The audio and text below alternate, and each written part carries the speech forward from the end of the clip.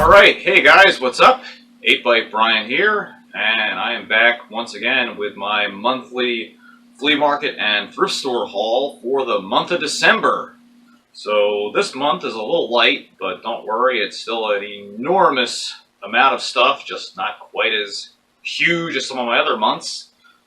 Definitely tune in for my January haul because, wow, if you think some of my other hauls have been big, that is ridiculous, but I will save that for another time. Anyway, let's get into what in the world did I find for December. So like I said, it's a lot of stuff, so let's jump right into it. First, I'm going to start off with miscellaneous, and I got a couple of neat board games this month.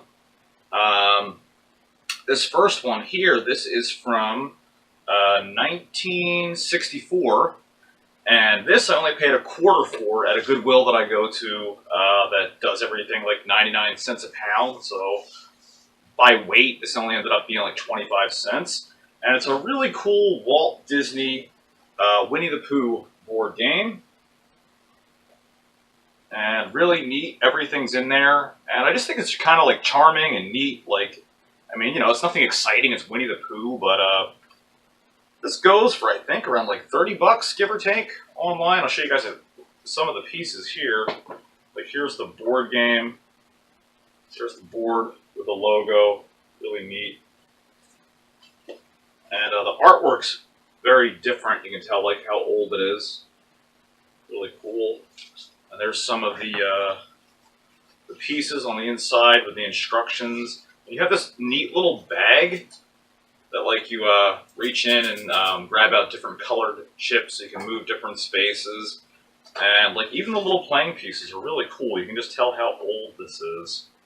Like you got Christopher Robin, Winnie the Pooh, and they're made of like that old Bakelite plastic that you see from the 50s and 60s. And then Piglet and Rabbit. So I just thought that was really neat. And it was really cheap. So those things kind of work out well together, I think, right? Another cool board game that I found, I've got a few of these. This is an Avalon Hill game. I don't know if any of you guys are familiar with them, but they made a lot of what they call bookshelf games because, as you can see, it looks like a book. And a lot of people literally like put them on shelves, and they were easy to organize, didn't take up a lot of space. I believe this is from 74 or 77. This is from 76. I was close. I was in the right range. And this game is called Feudal, the game of siege and conquest. And how this is played here is you have, you can see a picture on the back. There's these plastic tiles that make up areas of terrain. There's the instructions there. But these here, and you'd have the different green and white striped tiles represent places where you can put buildings or meadows, and then you have other general grasslands areas. Now there's 4 of these.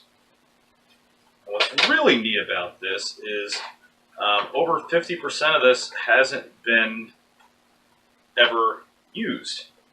So the little figures are still on there. Never popped off their little cards.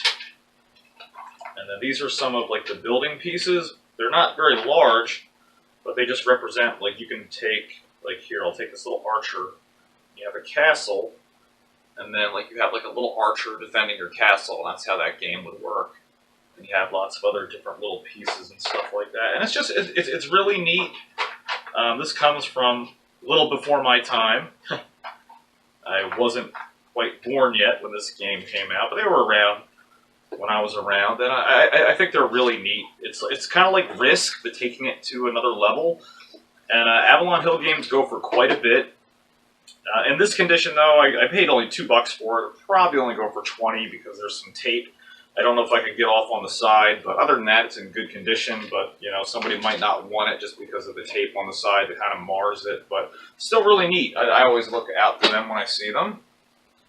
I had a lot of good music pickups this month as well.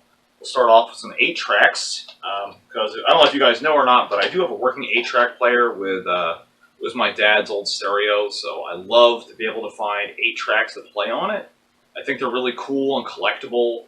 And believe it or not, I mean, they have pretty good sound quality. I mean, not as good as vinyl, a little bit better than cassette, nowhere near as good as CD, but they're still really cool. So I found Jimi Hendrix Smash Hits on 8-track. Huge, huge, huge Jimi Hendrix fan, like ridiculous Jimi Hendrix fan. Eagles Hotel California, which is great. I don't care what anybody says about the Eagles. I know a lot of people trash them and say that song is garbage. Like, I think the Eagles are awesome, so.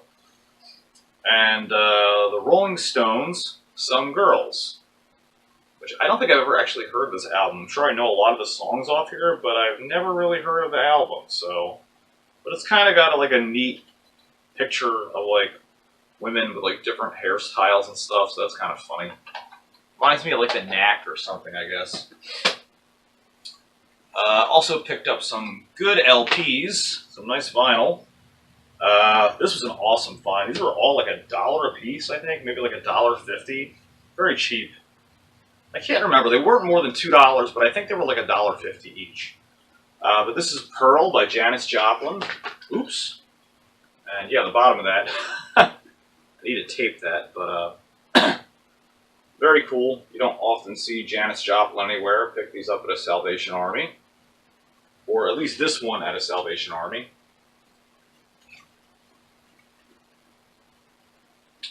And then some more Jimi Hendrix. Yeah, a little tongue-tied there. This is Hendrix in the West. I picked these up at a Goodwill for $1 a piece. Cardboard's a little warped, I guess, from water damage, but why would you not pick up Jimi Hendrix for $1? I don't understand. That's crazy. Some people have no taste in music, I guess. And then this is, I can't read this. Oh yeah, Jimi Hendrix Band of Gypsies. And I love Jimi Hendrix. I always have since I was in high school, and just amazing. I could go on for hours. Other miscellaneous stuff. I found a cool comic.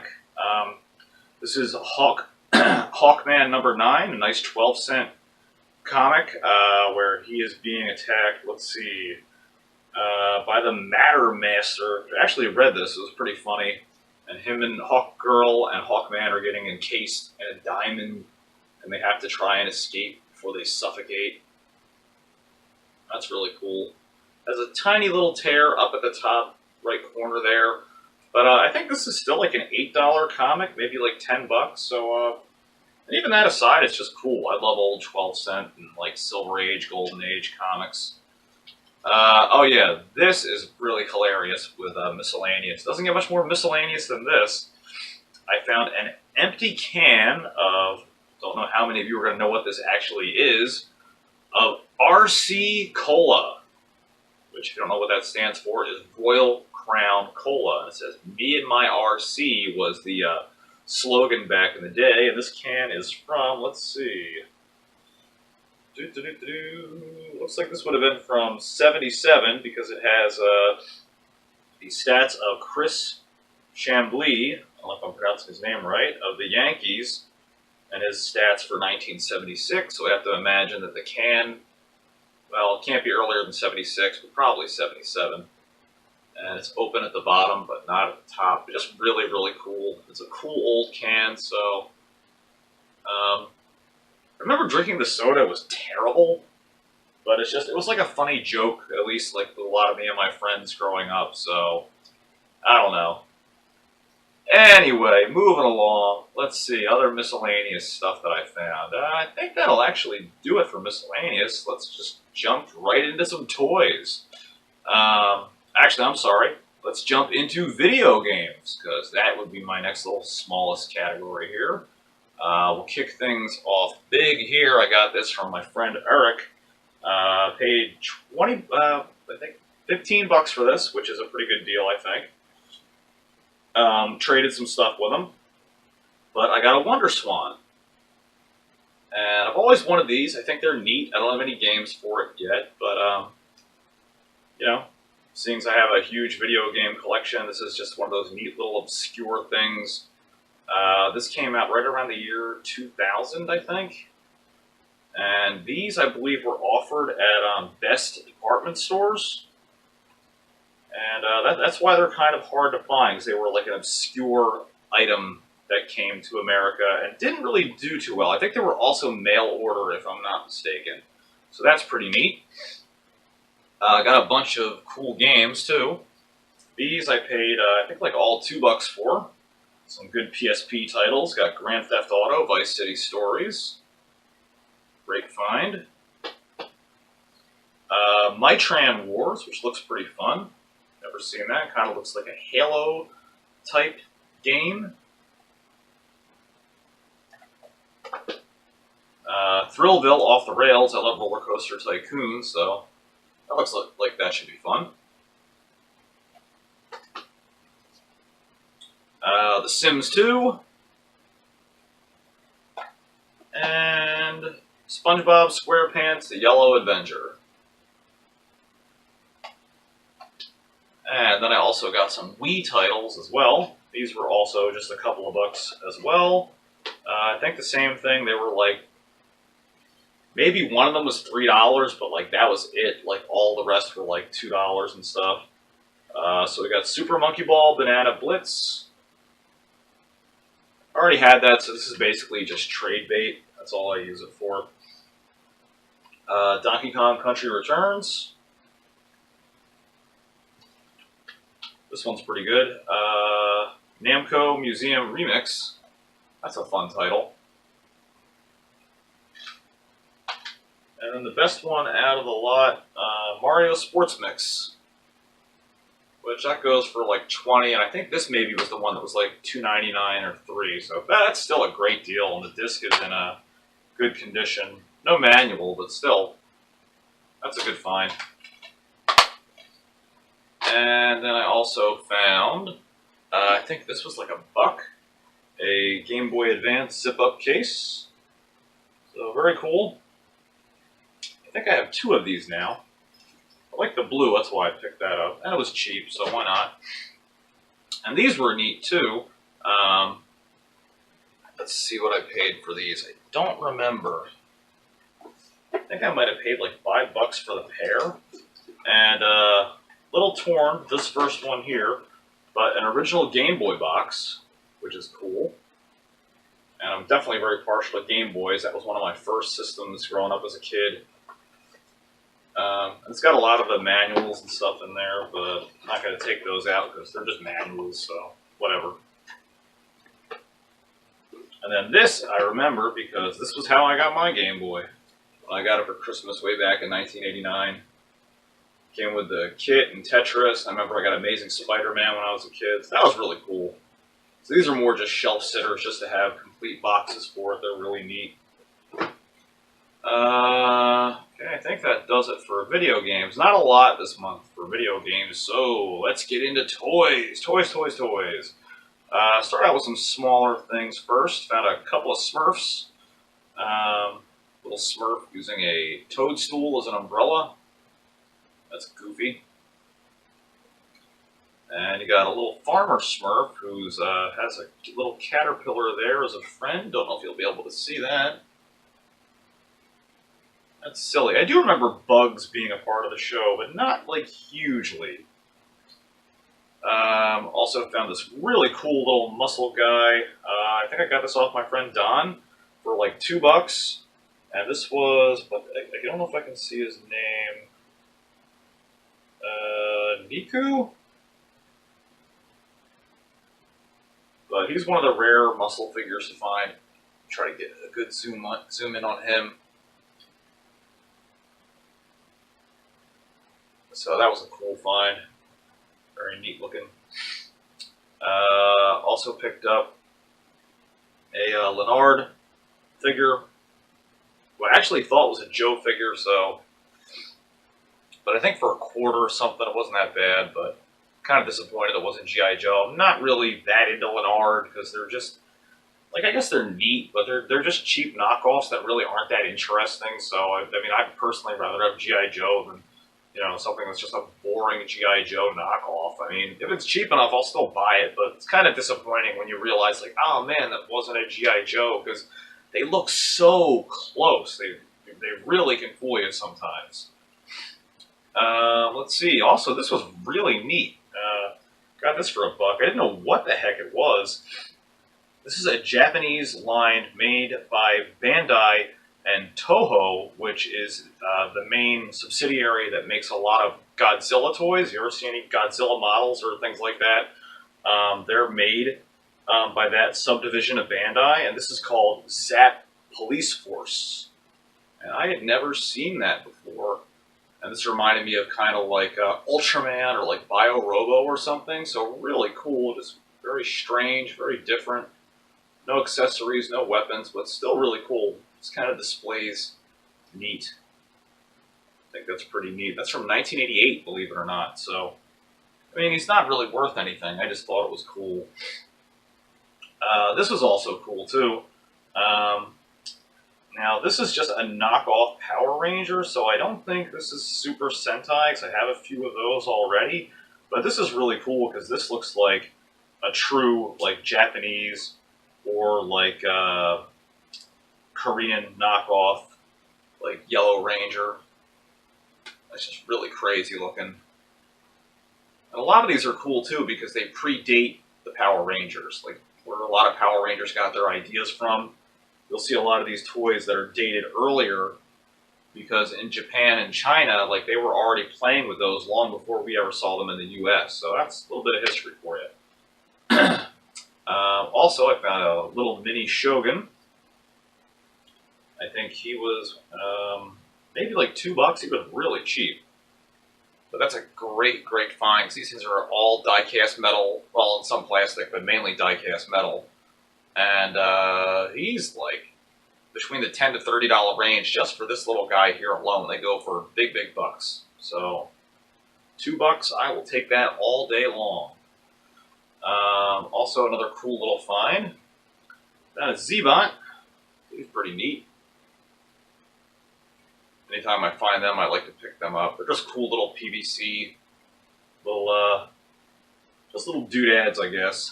I don't know really what else to call them. They're cool. And this, I'm not a huge fan of them just because of their trolls, but I guess I thought it was neat. And this was like $0.25 or like $1, really cheap. And these are the Stone Protectors. And you can see he has a gem in his chest. He's got a really cool mohawk and cape. Kind of neat looking. They're one of the few versions of all the troll dolls that actually were like kind of neat and interesting, but still not really. But he was cool enough to pick up, I guess. Why not? Then this was a really great find. Good hookup with Scottish Mike there, helping me out with haggling with this. This is a, let's see, I believe that this was a Amigo Pocket Friends, I think. I can't remember the name. Or it's actually something very similar to this, but it might not be Amigo, but I think it is. It's Batman. They made a whole bunch of these. Yeah, I think this is the Pocket Heroes. And you had like the Hulk and Superman and everything. And he was $8, which is a little expensive, but still, considering that it goes for $20, I thought that was a fair deal. And you know, I love Batman and everything, so that's cool. I also found a lot of good Transformers this month. This guy, I do not remember his name off the top of my head, just because I'm tired and it's been a long day. I want to say his name. Oh man, I really can't remember. I think maybe it's Fastlane? I know one of these are called that, but I just can't remember. Fastlane or Fast Track. Little G1. And he was in a bag of stuff, so for like $5, he ended up working out to be like $1.50. And he's just, aside from his gun, he's just missing the one little headlight, so that's pretty cool. I know a lot of people would pass up like Transformers like that if they're missing parts and stuff, but compared to what you'll pay for some of this stuff at a convention, I mean, I think that's a good price, and then maybe you can try to find pieces for them later on. So, and then this is the other guy. Again, I don't remember his name. This is like Fast Lane or something. He's this little orange race car. What's really cool about him is you push this button in the back, and his guns flip up. When you do that again, it might have happened so quick you didn't see it. But you push this little button here in the back, and bam! There's a car with laser guns that pop up. That's really, really cool. And believe it or not, he's G1. I didn't realize this was G1. It totally looked like something like late 90s or something. But although some G1 does extend into late 90s, or early 90s, but I didn't expect that to be G1. But he was $5, so good deal. These, I picked up a bunch of these. I already traded one away. I got a couple of them. But these are the Transformers decoys. So really, really nice one. I got Optimus Prime. And he goes for $20 just by himself. And then I believe that this is Red Alert, I think. Yeah, I think this is either Red Alert or Prowl, but I'm pretty sure it's Red Alert. There was a whole collection of these made that were basically just little erasers. But I don't remember anybody when I was growing up actually using them as erasers, because we all knew, like, oh my god, you'll destroy them and they're awesome, so nobody used them for their intended purpose, really. And then a really cool one, you don't see the Decepticon ones too often, and this is Scrapper of the Constructicons, so very cool. I think I paid only like $10. I had 4, but I already traded one, so that's a great deal, because these go easily for like 8 to 10 a piece. I mean, at a bare minimum, at least like $7. So that's a great deal. This, I think I paid. What did I pay? I want to say like $4 or $5. The rest of the parts were in there, so that was surprising. This is only missing. There's a little bomb that goes underneath, and it's missing the cap on the one Y-wing engine. But this is a die-cast Y-wing. And a lot of these Star Wars die-cast toys are very, very collectible. And if I can find the other cap to that, that'll bring this out to at least a good $20 toy. Still has a missing bar on the side, but still, I mean, you know, even with all its little chips and dings, I mean, they're just not hard. They're not easy to find, so I think it's cool. Let's see. More figures, more figures. I found a real cool lot of, if you guys remember the cartoon show Reboot, which was basically about like these people that lived inside of like a motherboard and a computer, and you had like this evil guy, like Megabyte, that was like trying to take over everything and like delete people and stuff. It was like this whole world of like what the world would be like inside of a computer. And it actually did pretty well. It was like a pretty late 90s show, like 95 or 96. And I got Enzo here. It's one of the characters. These guys are all posable. They're really nice, good paint. I got these in a good lot for like, they ended up being like maybe $1 or $2 a piece, because everything else that I got was like $20 and like a big lot with some other stuff. I don't remember this guy's name, but yeah, like I said, these are from 95, I thought so. And they're pretty unusual figures to see. You don't see these very often. They weren't really made in high demand.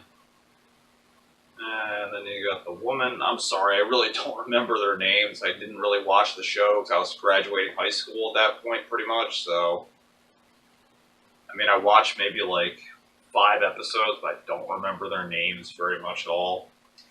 And then some cool PVCs of them. So there's Megabyte. He's the one out of the figures that I don't have, at least in the posable ones. Got him in the PVC there.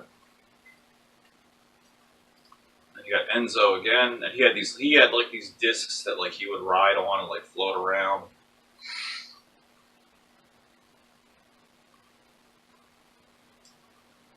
And then you got the woman again.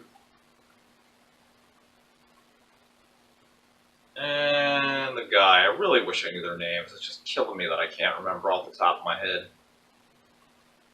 Very neat. And this was another cool find.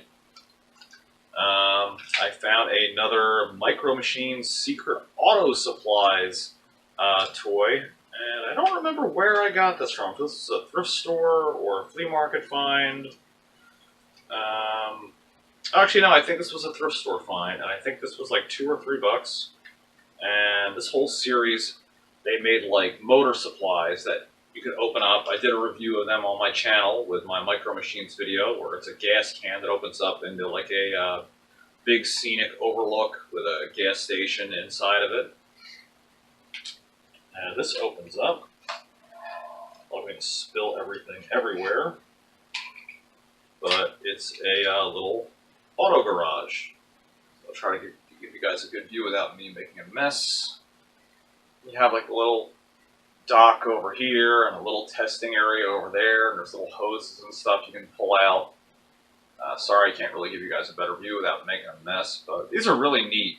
I think I have almost the entire series now except for one. They're really fun to collect. And let's see, these were really cool too. I think I paid maybe like $9 for this set, which was a phenomenal deal. These are some pretty rare figures. I found from the Mario Brothers movie, if you guys remember in the 90s, the Mario Brothers figures. I already had a couple of these, but these guys actually have most of their weapons. So here I got King Koopa. He's got all his accessories. He's got his gun. He's got his robe. And you pull the little trigger here, and the little dot, little plunger thing comes out, bop you like this missile.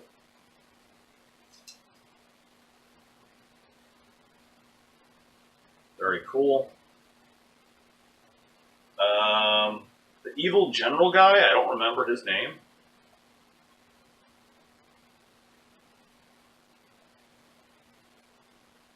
Very cool.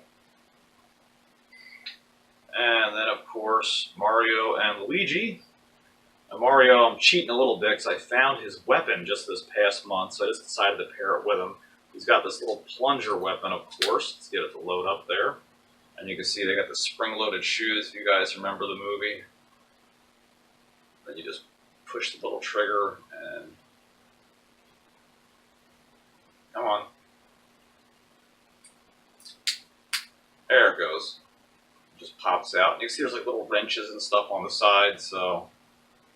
It really went the whole 9 yards with the plumber theme.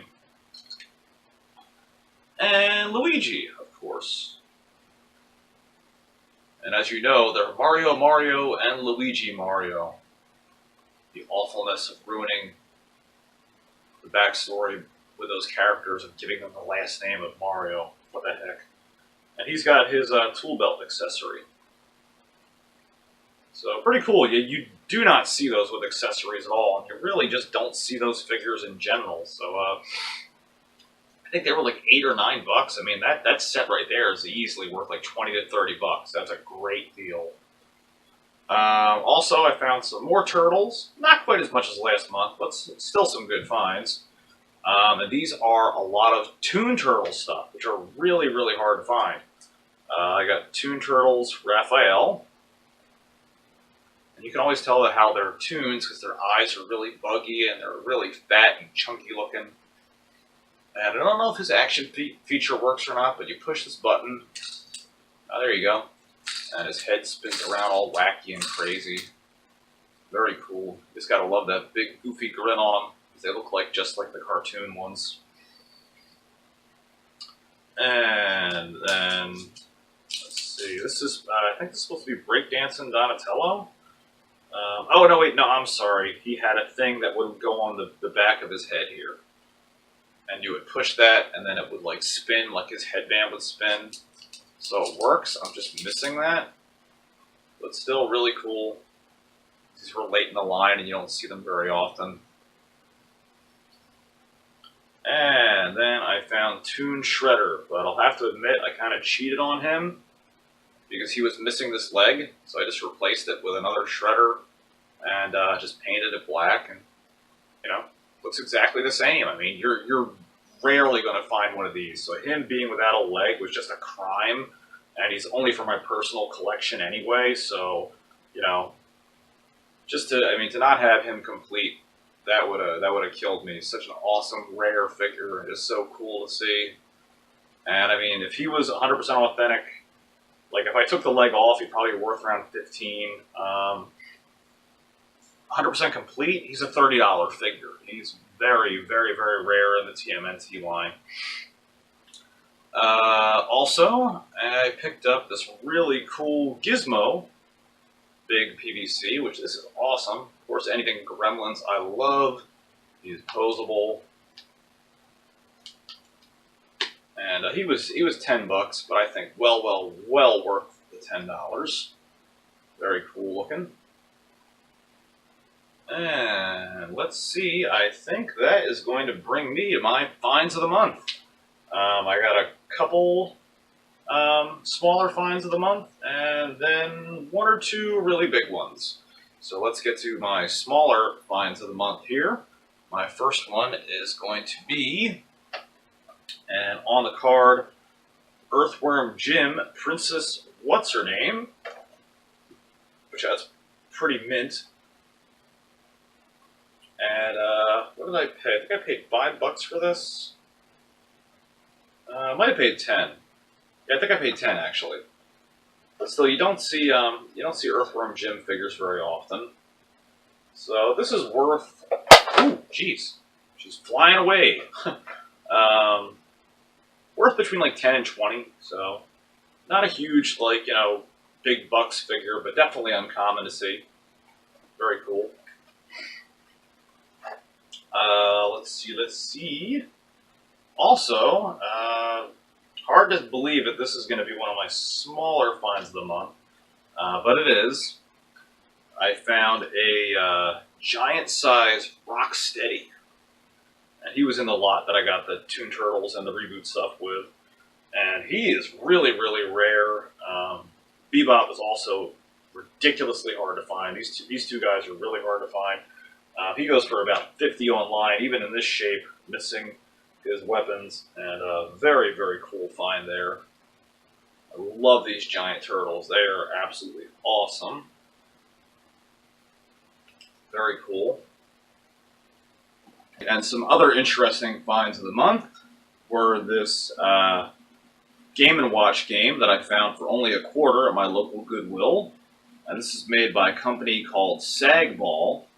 Which, yeah, pretty ridiculous, right? It's a really silly name. And I don't know anything about this. I couldn't find out any information online. It looks like it was made in China back in the mid-'80s. But what's neat is you could link up two of these, and you could play with a friend. So that's really cool technology for way back in the early 80s. And for $0.25, really neat. I hope this works. I got some batteries, so I can't wait to test that out. And just really thought that was very interesting. And let's see, I also found some really cool Star Wars stuff. That's some of my other finds of the month. We have here the Ion Cannon playset from the Hoth planet, which makes like firing noises when you rotate the gun. And then this little thing opens and closes the blast doors to let the rebels in and hide from the advancing stormtroopers. And I got this with the rest of the Hoth playset for only $10, which is a great deal. And I'm a big Star Wars fan, so I couldn't pass this up. So that's why this is one of my favorite finds of the month here. You have like the gun that makes the noise, and the command center, and also like this ice will break and fall down when you pull this little lever, which is really cool. I'm just making a mess everywhere. And let's see. My last two finds of the month are going to be the smallest. I found this really awesome Woolworths employee name tags. How many of you guys remember Woolworths? There was one in my hometown, and they've been out of business for like 25, 30 years now. So that's really unusual to see. Very cool. Only paid a quarter for that. Really neat. Just a cool blast from the past. But undisputedly, my biggest find of the month has to be Media presents the original Attack of the Killer Tomatoes VHS movie. And this is not the cartoon. This is the cult classic. And this is extremely hard to find. This VHS probably goes for between $20 to $30 even without the box. And just an awesome cult classic. To find that, very, very rare and very cool, and I'm super happy to have that in my collection. Well, alright guys, that's going to do it for my flea market and thrift store pickups for the month of December. Remember to follow me on Twitter at 8ByteBrian. Send me photos of everything that you're finding out there at thrift stores and flea markets, at the King of Retro homepage. And until next time, guys, happy flea market hunting and happy thrift store hunting. Take care. Hey guys, if you liked the video that you just watched, don't forget to hit that subscribe button down below, and you can follow me at Facebook at King of Retro or Twitter at #8ByteBrian. See you next time.